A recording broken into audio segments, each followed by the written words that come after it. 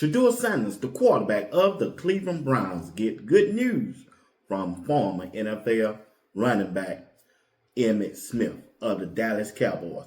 EMMITT Smith was on a podcast talking about Shedeur Sanders. But before I move on into that and show you that clip, hey, Shedeur Sanders also tweeted out saying that he wants to say thank you to all of the coaches, all of the players, and all of the fans that voted for him and allowed him to be a part of the Pro Bowl. It was an amazing experience connecting with the guys, learning and growing.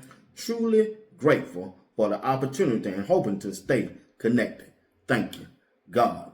Once again, that's Shedeur, letting everybody know how much he appreciates them for voting for him, players, coaches, and the fans for his experience in this past event, the Pro Bowl on Tuesday night.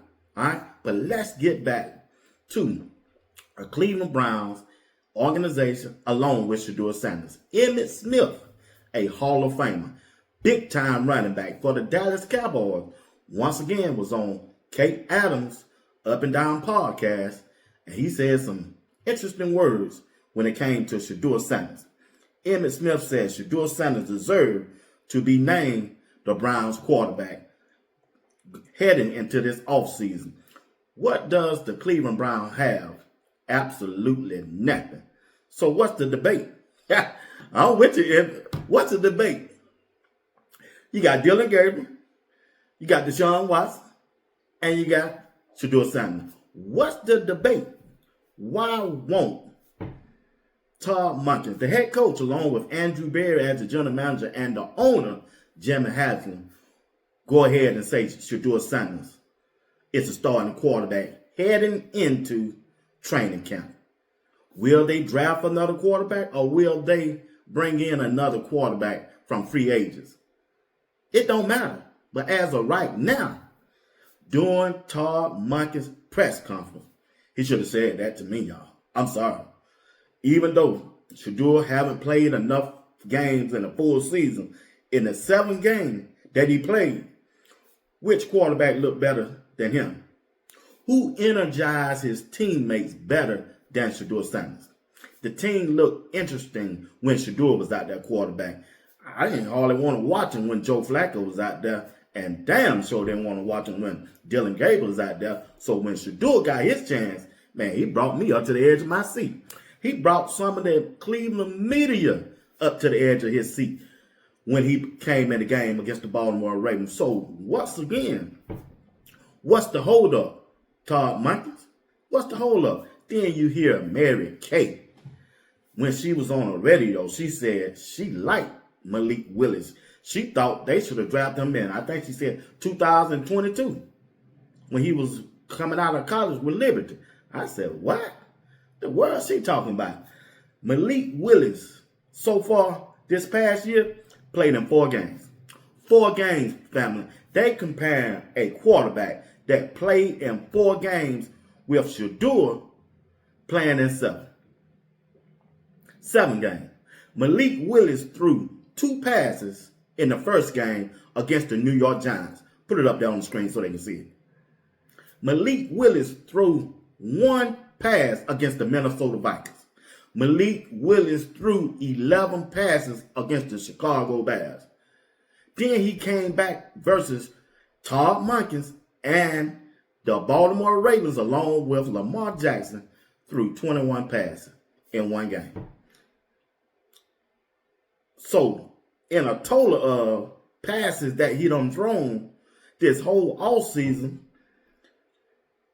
35 passes.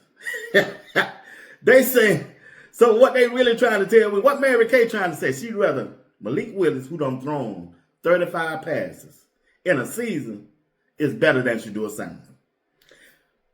He threw for 422 yards this season. Shedeur Sanders threw for 1,400.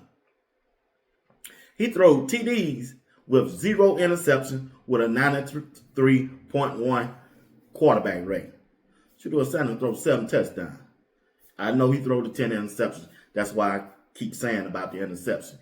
Keep that narrative down.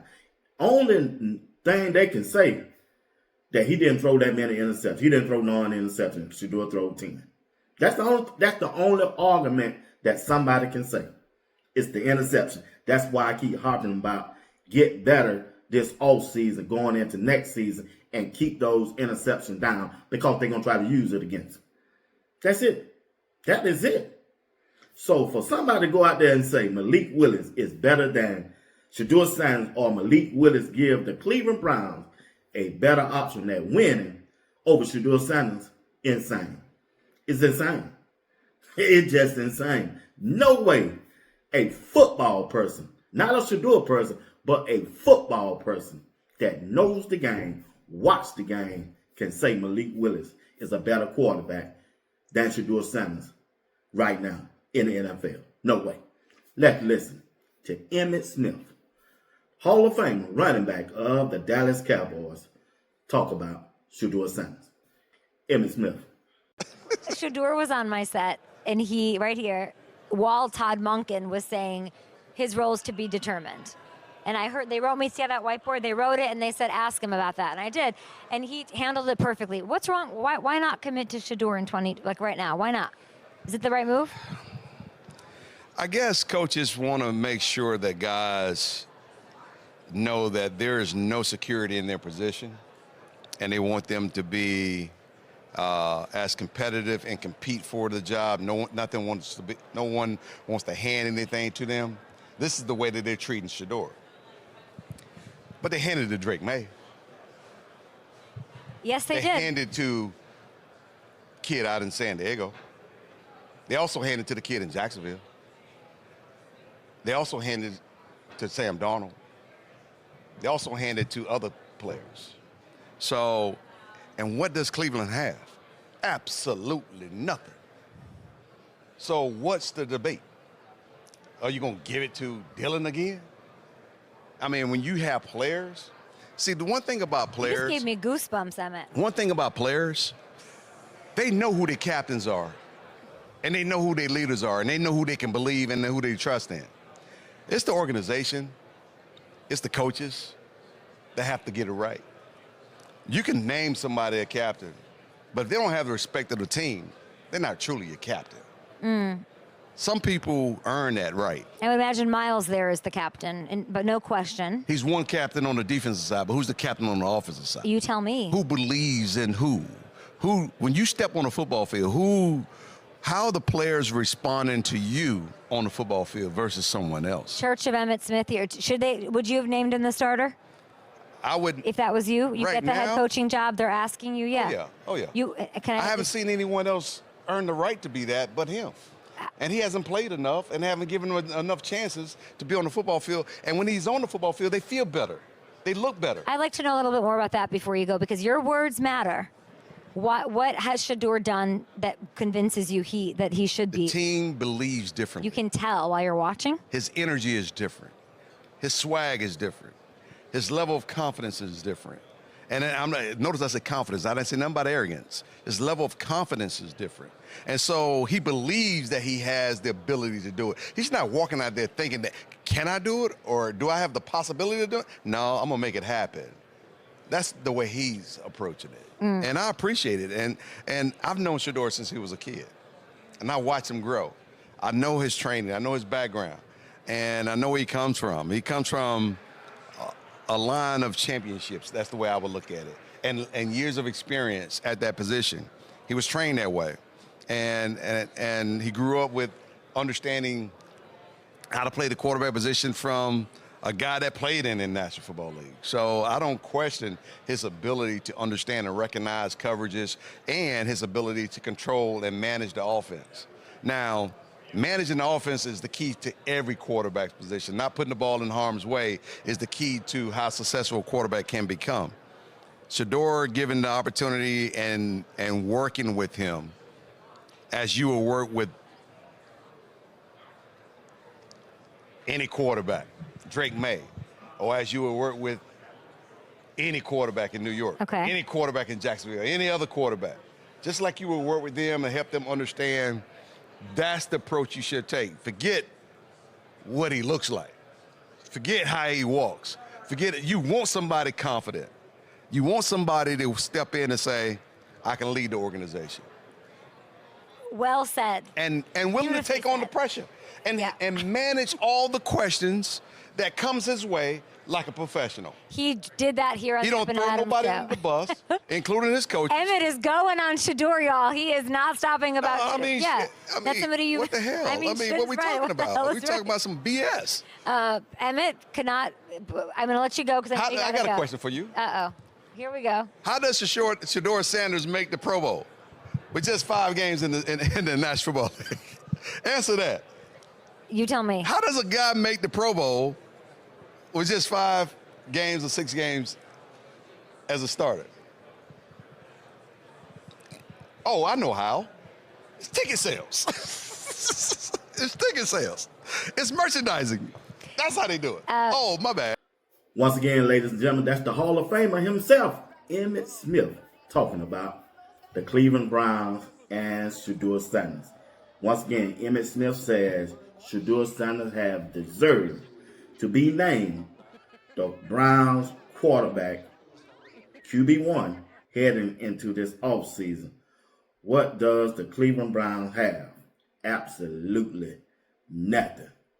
So what's the debate? What's the holdup? What's the real problem? Anybody but Shedeur?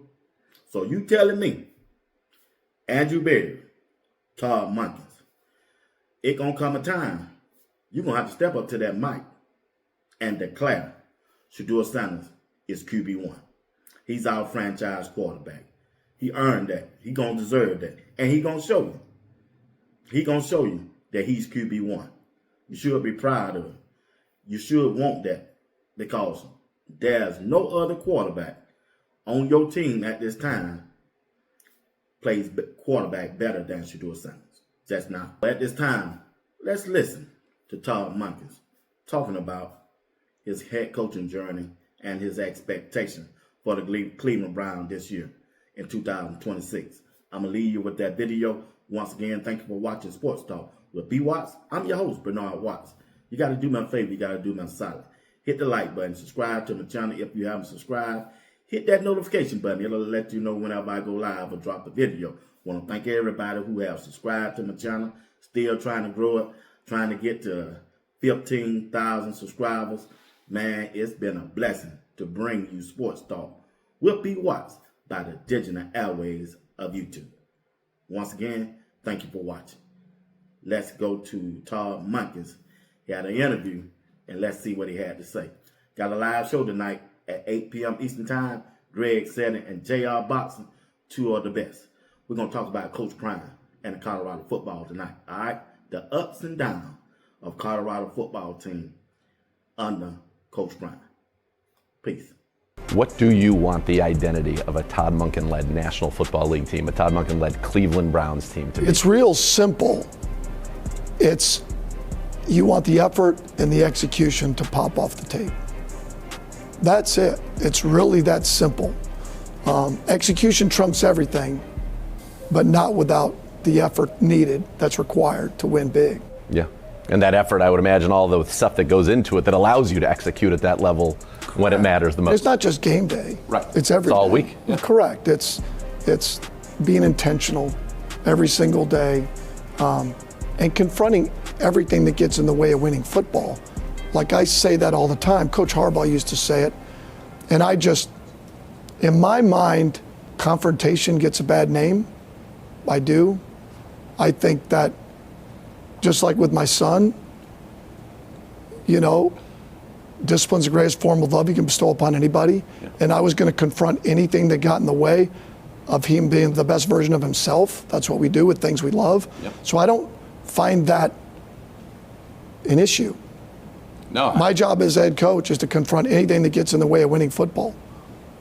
And the key is, how do you do it without being confrontational? That's probably the biggest thing, is how do you go about making sure that anything that's below the line gets confronted?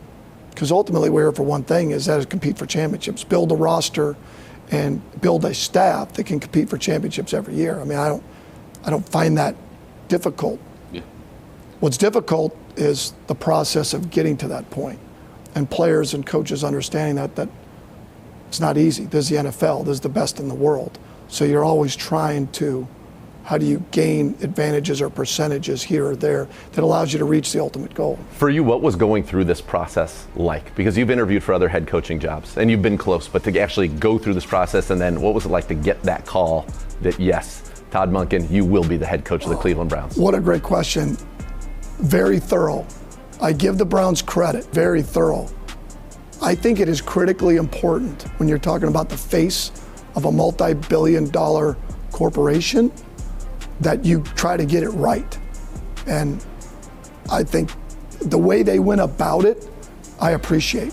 Whether it was the initial Zoom meeting that we had, or then the in-person interview that took all day, or then the third opportunity I got to get in front of them, that at that point, I felt pretty assured that if I got the job, then I'm the one they wanted. They went through that exhausting process to get to that point, and when I got a message that asked if I could Zoom with them, I had a pretty good idea I was getting the job. Because they could have just called and said I didn't get it. You know, that's pretty simple. I had to ask them, I mean, can I come on with a sweatshirt for God's sakes? You know, do I have to get dressed up again? All these interviews, the positive is I've updated my wardrobe. That's good. Having to buy suits and shirts. And the negative is that, you know, I don't know when I'll wear them again. But the point is that, so I said, can I wear the sweatshirt? Okay. So as soon as I got on there, you know, Jimmy asked if the sweatshirt had a Cleveland Browns logo on it. I said, no, but I'll draw one in crayon. You know, I'll get on here as a 5-year-old and draw like a logo if that's what it takes. And they said, you know, how you feel about being the head coach of the Cleveland Browns. And you can't even imagine. You just can't. I know, it means a lot to you. And as you said, this is kind of what you've worked for. So I feel your emotion, I feel your passion, and I know our fans will as well. But I think that that's something that is special. And it's special about this town, right? This is a passionate town. This is a team that is city that is passionate about football, that is passionate about the Cleveland Browns, and to have somebody who is as passionate about football as you are leading it, I think that's a match made in heaven. That's why you want to be the head coach here. Yeah. I went through a smaller version of that at Southern Miss to turn it around, and the reward at the end is worth it. All the struggle, all that you go through, building certain parts of a team that leads to that success. It's because everything that we do is the feeling in the locker room of success. There's nothing like it. There's nothing like doing something as a team collectively together. I mean, there's absolutely nothing like it. There's nothing like it. It's what you do it for. It's the most binary of businesses that exist in the world, right? There's so much, you know, time and effort, and as you talked about, being intentional, all the things that go through leading to a Sunday. And then when that bell sounds or the gun goes off at the end of that game, it's a win or it's a loss. And there's nothing like that feeling, as you talked about, that euphoria of that win. 100%. And, you know, we talk about all the time is everything we're going to try to do is to eliminate football. And what I mean by that is, as much as I love winning and as much as I hate losing, I despise football and what it looks like when my name's on it. Yep. And so those are the things that I've been about throughout my career, has been, okay, how do we eliminate football? Okay? And that starts with understanding that we're human and we're going to make mistakes. And then we own it and we fight like hell to fix it. And we keep the excuse making at a minimum. And we have the maximum amount of owning it and fixing it. And that's how you're successful in life. I don't care, football or relationships. Human nature, self-preservation, when things go a certain way, it's natural to complain, to make excuses. I get it. All right, take about 5 minutes and then pull your big boy pants up and let's own it and fix it. And that's the starting point of having a successful relationship, a successful business, and having a successful football team. One of the things that you've been very successful at everywhere is offensive football. And now you're obviously the head coach. This was a good defense last year. It's a team that has struggled a little bit on offense. When you look at this offense, you know, what do you like about it, and what do you think needs to evolve or change to be good football and not be bad football? Well, first of all, I came here because having an elite defense. And where does that start? Having an elite staff, having elite players, that gives you a chance. Yep. And now we're going to be in the process of building that offensively with certain foundational pieces. You know, some of them came in the draft last year, and a bunch of them did. And then building that from here, starting up front, obviously getting some playmakers. But it is about foundational pieces that you got through the draft and some players that are already here. But really, I did come here because of the defense to start. Because that's really, if you're good on defense, you always have a chance. Because usually it also means you're good on special teams. You know, and then, but the rest of it is, I mean, there's a reason why I was hired here. Let's not kid ourselves. I mean, I was hired to become elite on offense. And that's what we're going to fight every day to be. And I'm fired up because I think we have a chance to really take off. I really do. I think the time is right now to take off and really build it the way you want so you are consistently competing for championships. So what are we doing right now? Putting together an elite staff. Then we turn ourselves to the roster and building that, and then creating schemes that allow us to play fast and physical every week. The quarterback position, obviously a big one. We've got some young guys here. We've got a guy who's been a multiple-time Pro Bowler in Deshaun Watson here as well, along with Shedeur and Dylan Gabriel. How do you kind of look at that room, and what's your kind of plan for developing it and accentuating the positives, minimizing the negatives for the quarterback, which, as you know, we all know, is the most important position in all professional sports? Sure, without a doubt. I'm excited to get started with the guys we have in the room now, and then looking to add to that possibly, because you said it. I mean, you've got to have a quarterback to give yourself a chance to win in this league. We know that. You also have to have good players around them to really get it going. So I'm excited about Shedeur, Deshaun, Dylan, and who else we might add to that in terms of competition to really have this offense take off. You mentioned one of the things you love is an elite defense, and I'd have to imagine over the last 3 years you had to craft certain game plans for Myles Garrett and dealing with Myles Garrett. You don't have to do that anymore. You have to figure out how for him not to wreck some practices probably, but you don't have to worry about him in a game situation. Was he almost unique in terms of what you had to do to prepare for a guy like that? Oh, it absolutely sucks. I mean, it's just awful because you have to compromise. It's not really as difficult in the run game, although it is. Certainly when you're in the quarterback-driven world, his athleticism, ability to change direction, that comes into play, but it's really in your pass protection and then your route spacing that it creates, because you go into the game saying, okay, player XYZ, just happens to be Myles, he could wreck the game for you. So how do we stop him from wrecking the game? Well, what are you going to do? Slide protect to him. What are you going to do? Chip. Well, all of those things, get the ball out quickly. All of those things compromises what you can do if they don't have that type of edge rusher. I mean, it's absolutely no fun. Be a lot more fun over here. It's funny because I told Lamar texted me and said, congratulations. And I said, hey, thank you. Wouldn't have gotten the job without you and the rest of the guys. So I basically text back, now we're going to blitz you every third down, and something like that. I just said, hey, now we're going to blitz you every down, and he laughed back and there said, now you're on the other side of it, And I wouldn't be where I'm at without the players and the guys that we had, previously. But it's good to be on the side with Myles and the rest of the defensive players that we have. I mean, it's and schematically it's hard to go against. I mean, it was collectively everything.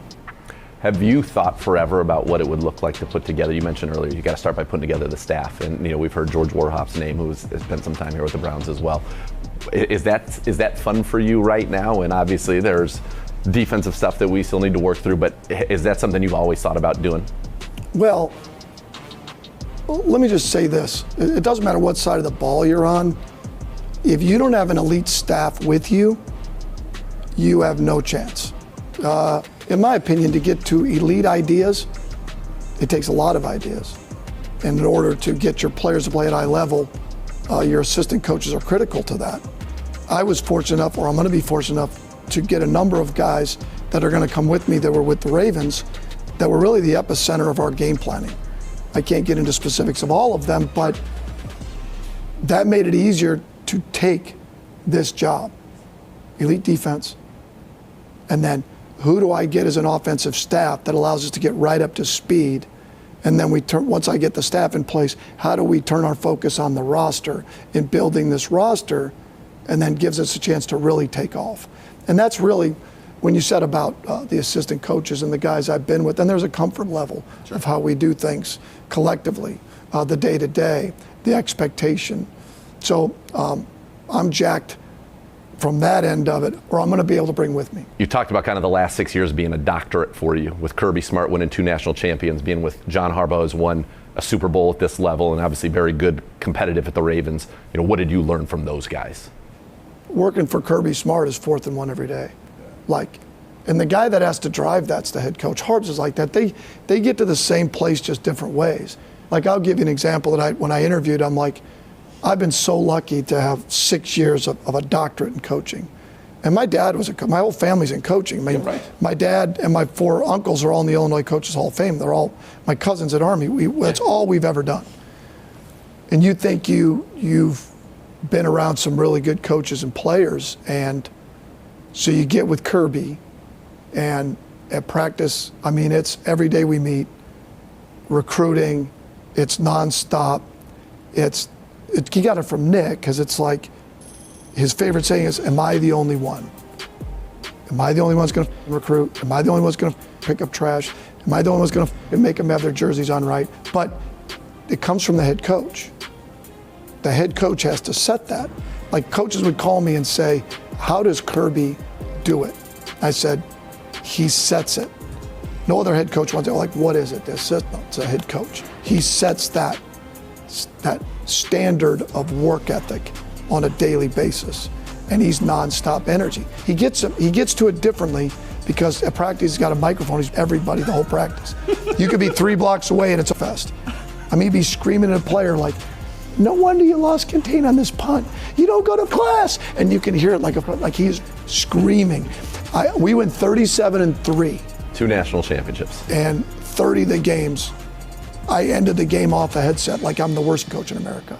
That my name was, seriously, I get my wife's arms like, oh my God, we only won by 30. My God damn it. You know, but that's him. Yeah. That's him.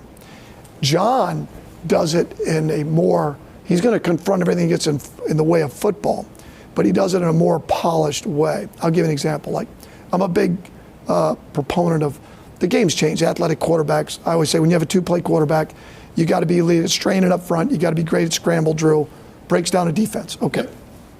All the above. If Kirby wanted us to work scramble drill more often, Kirby Smart would say, hey, you guys talk about how often you want to work scramble drill, but I don't see it every day. I don't know if I keep after asking this to. Can we get scramble drill done today? John Harbaugh. Todd, I love the way you guys do scramble drill. Can I see that today? And in his own way, he's saying, work scramble drill. But he was saying it in a nice way of saying, I love the way you guys do scramble. And it's like, he's really saying, let's work scramble drill in a nice way, you know. It's like, God damn it, you know, and he's right. Yeah. But there's different ways of being tactful and how you approach somebody, you know. I wish I was better with that with my wife. I mean, you know. We all do. You know, something like, you know, that dress looks awful on you. You know, I really like the red dress better than the pink dress. That would probably work better if I had more tact. You know, probably would. Now, we've been together 40 years and been married 34, so obviously somewhere in there it didn't piss her off that bad. Something's working. But somewhere in there, I've gotten better. And when I said about the 6 years of my doctorate in coaching, and what I would say to people is, we didn't say that, if somebody says something about, you're going to turn 60 next week, I'd say, can you imagine if you had gotten me 15 years ago? How much better I am now than I would have been then? I mean, seriously, how much better as a coach I am right now, this moment, that I would have been at 45. I would have never been anywhere where I am now. You're getting the best version of Todd Monken than you would have gotten 15 years ago. Fact. And that's, sometimes I think everything gets timed up perfectly, you know, of what God's plan is. I really do believe that, you know. So when you have that experience, you talk about that doctorate. So you're with Kirby there. You guys win 2 national championships. So he's a national champion at that level. John Harbaugh's obviously won a Super Bowl. But as you just illustrated, they came at it from 2 very different ways. But it sounds like the thing that was the most important is that they were both authentic to themselves 100%. in that leadership. And so you are as authentic as it gets. I can tell you I've done a lot of these first. So this is fantastic. But has that helped you realize that there isn't necessarily a right way? You got to get to the right end goal, but how you get there, as long as you're true to yourself, that gives you the best chance. 100%. You have to be authentic. You have to have a crystal clear plan of where you want to get to, and then don't lower your standards. Don't widen the plate. We become a society that just widens the plate. We accept mediocrity. We accept just being okay. We accept, hey, I said be home at 11:30. And okay, 11:35 is okay. No, that didn't work in the Munkin household. It didn't work in the Zagura household. No, it didn't I work. can tell you that. No, this is when you were going to be at home. This is the standard we set for you. Like that, I don't understand that. That doesn't live in my world of a certain standard of excellence. That is hard. That is hard. That is not easy. But it's not easy to be elite. It's easy to have elite traits. It's elite to have certain skill sets, but to be elite at the highest level against the best and separate yourself, that's not easy. That's hard. That's why fourth and one comes in, because you got to approach it every day that way. When you're looking for all the small percentages, the certain advantages that you could get to win, especially at this level when the games are so close.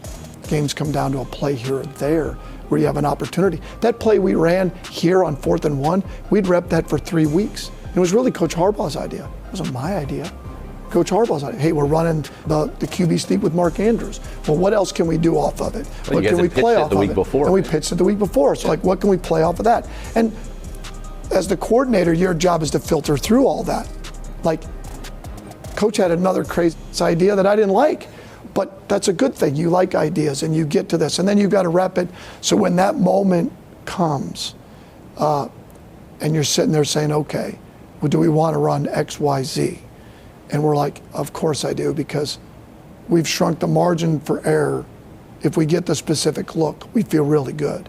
And the players have done it so often to where you really want, in those critical moments, you want those plays to be like the songs you know all the words to. Like, you don't want to be guessing about the frickin' words to a song. Yeah. Like, you better be able to sing it by heart. And that critical moment, I'm not talking about first down. I'm not talking about some other part of the game. But the critical money down, the gotta have it's, you better have called a play that you know all the words to. Yeah. That's really what it comes down to. And that's the preparation piece. And then you can live with the results. Had Mark tripped and fallen, had it not worked, I could have lived with it. We did everything up till that. Now, if we'd have run it after the first week, had we done it where it really didn't look as clean in practice, and that's where I think players and coaches have to understand, that's why you do it so often.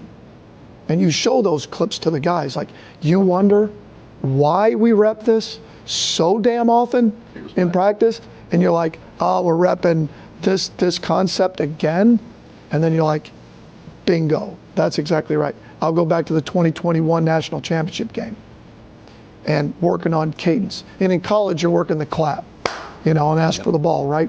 So we had worked all year being elite at and going on 2. And I'll be damned in the National Championship game if we didn't go on 2 and did it twice, and we hit a go ball as a free play to A.D. Mitchell, and it led to us winning. It gave us the lead. It led to us winning the game. And you can point to those moments of why it's so important, why what you're doing is so critical at the most critical times in a game, of why you're doing what you're doing. Because you got to show them, and they got to understand why you're doing what you're doing, for them to have the buy-in, and why you're doing something so often that gives you, again, for the ability for it to show up on Saturday or Sunday. That's what it's about. But it's a byproduct of the work you put in and the reps that you put in every day. Coming in here now, you're going to be paired with Andrew Berry, the Browns general manager. How was your relationship as you guys got to know each other through this kind of process to become the head coach, and how do you envision that relationship going forward? Because you talked about putting the staff together, and then now you talk about getting to that roster, and that's something you guys are going to have to do, in concert. Well, through the process, the interview process, I think you get to know more about, you have interaction, you get to know more about those that are part of the process, ownership, general manager, Sure. people within the building. When you come and you get to meet, and you get to ask questions. So you really get a good feel for, okay, is this a collaborative effort? Are we aligned similarly of what it takes to build a championship roster and a championship team? And Andrew checks all the boxes. I mean, he just did in terms of what I was looking for. Because I think that's the best way to get to an end goal, that you see your vision is the same. It's crystal clear. I mean, that's exactly what you're looking for. And ownership is on board of what it takes. What it takes in terms of hiring, what it takes in terms of the roster. I mean, all the above.